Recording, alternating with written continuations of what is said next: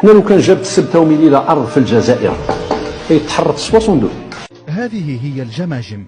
شريف بوبغلة جمجمة رقم 5940، عيسى الحمادي جمجمة رقم 5939، شيخ بوزيان جمجمة رقم 5941، سي موسى الدرقاوي جمجمة رقم 5942،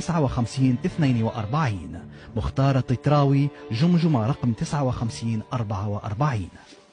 حصلنا على هذه الصور من باحث جزائري وهو الذي اكتشف وجود هذه الجماجم في مخازن متحف الإنسان في مارس عام 2011.